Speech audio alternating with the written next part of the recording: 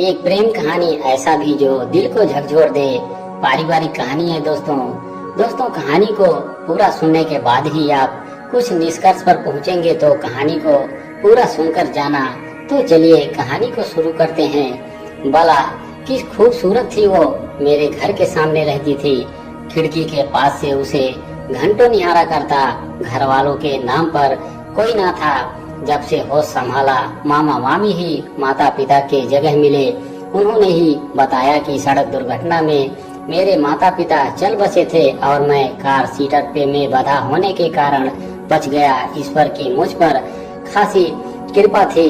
मामा जी के घर कोई लाल पैदा ही नहीं हुआ तो मैं ही सबका लाडला बना रहा, बल्कि दोनों परिवारों की संपत्ति का इकलौता वारिस मैं ही था। ऊपर से इतनी खूबसूरत पड़ोसन, मेरा दिल उछलता। कई बार उससे बात करने की कोशिश की, पर वो नाक पर मक्खी तक ना बैठने देती। खैर, लड़कियां टीनेज में खामोश सी हो जाती हैं, यही सोचकर मैंने खुद को समझा लिया था। इंटर की परीक्षा देकर आगे की पढ़ाई के लिए रिजल्ट का इंतजार कर रहा था कि उन्हीं दिनों में उसके 10वीं की बोर्ड परीक्षा का प्रवेश पत्र आया। सेंटर मेरे स्कूल में पड़ा था। यह बात उसके पिता ने ही बताई और कहा कि मैं और आंटी जॉब के लिए जाते हैं, तुम ही आयशा को सेंटर पर छोड़ाना। मैंने उस दिन उसका नाम जाना था, इतना प्यारा नाम, आयशा। हाँ, वही तो मेरा आशियाना सजाने वाली थी। अब एक नया काम मेरे हिस्से आ गया। अपने नाम के साथ उसका नाम जोड़कर नोटबुक में लिखता रहता। आयशा शिवम नाम से ही लगता मानो एक दूसरे के लिए ही बने थे। उम्र का वह दौर भी तो वैसा ही होता है। पहले के लोग गलत नहीं थे जो आग और पूछ की दूरी बनाकर रखते थे। अब मैं अपनी बाइक से भी प्यार करने लगा था। उस पर आयशा जो बैठने वाली थी वो भी अजीब मिट्टी की बनी थी। चुपचाप आकर बैठ जाती और सीधी स्कूल गेट के अंदर चली जाती। वापसी में भी वही स्थिति थी। हाँ या ना के लिए भी सिर हिलाकर जवाब देती। मेरा बड़ा दिल करता था कि एक बार उन हसीन लबों से अपना नाम ही सुन लूं। फिर खुद को समझा बुझा कर रखा कि ज्यादा की लालच में जो मिला वो भी ना छूट जाए। इस तरह हाई स्कूल की परीक्षा खत्म हुई और सेट का रिजल्ट आ गया तो मैं पढ़ने के लिए अमेरिका आ गया। जब पहली जॉब लग गई तो सोचता हूँ मामा मामी से मिलकर आयशा के रिश्ते की बात चला दूं। आखिर उसके पिता ने मुझसे कुछ देखकर ही तो भरोसा किया था, तो उम्र भर की जिम्मेदारी भी देख सकते ही हैं। ईश्वर के साथ दिया तो साथ लेकर ही लौटूंगा। मैंने जब ये सारी पिछली बातें मायरा को, जो कि अमेरिकन मित्र है, उसे बताया तो वह काफी रोमांचिक हो गई। हम सब जीवन में एक ना एक बार प्यार तो करते ही हैं। कुछ अपनी कहानियों को अंजाम दे पाते हैं तो कुछ ही कहानियां अंतर्मन में ही दफन हो जाती हैं। तभी तो जब कोई सच्चा आशिक दिखता है तो उसकी कहानी जानने की उत्सुकता को रोक नहीं पाते। मायरा का कौतूहल भी चरम पर था। मैं बेसब्री से तुम दोनों का इंतजार करूंगी, उसके मुंह से अनायास ही निकला। उससे बातें खत्म करके मैंने दिल्ली की फ्लाइट ले ली। वहां से टैक्सी लेकर चंडीगढ़ पहुंचा। तुम आ गए बेटे। आयशा के पिता घर के बाहर ही खड़े मिल गए। उन्होंने बढ़कर गले लगा लिया, जैसे पहले से ही राह देख रहे हो। शायद मामा जी ने बता दिया होगा।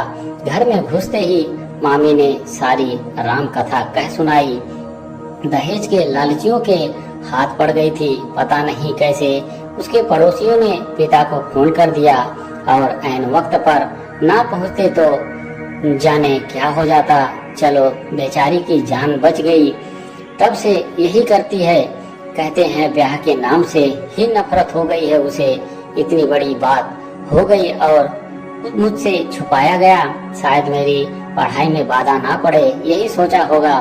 भारी मन व धड़कते हृदय से आयशा के घर में प्रवेश किया। सामने ही उसे देख बड़ी मुश्किल से खुद को संभाल पाया। खूबसूरत तो वह पहले ही थी, ऊपर से काली नागिन सी चोटी घुटनों तक आ गई थी।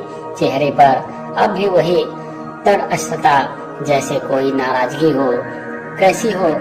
क्योंकि पूछ रहे हैं हो? तुम्हारे दोस्त हैं यार। दोस्त जब डोली उठ रही थी तब कहाँ थे? सही तो पूछा था उसने। उससे बिना कुछ बोले विदेश चला गया। सोचा था कुछ बनकर लौटूंगा, ना इजहार ना इकरार, ना ही कभी उसका हाल चाल लेने की कोशिश की। अरे बेटा चाय पीकर जाना कहकर आयशा की माँ ने बैठा लिया। उनकी आवाज में दरंदा टूटी तो आंसू के हाथों की चाय पीने की ललक ने रुकने पर मजबूर कर दिया। फिर अंकल ने बताया कि दहेज के भूखे भेड़िए कैसे नकाब में घूमते हैं। पहचानने में भूल हो गई बेटा। खुद कहा एक जोड़ी कपड़े में बच्ची को भेजिए, हमें कुछ भी नहीं चाहिए, पर बच्ची को सताते रहे। मैं तो मौत के मुंह से निकाल कर लाया हूँ इसे।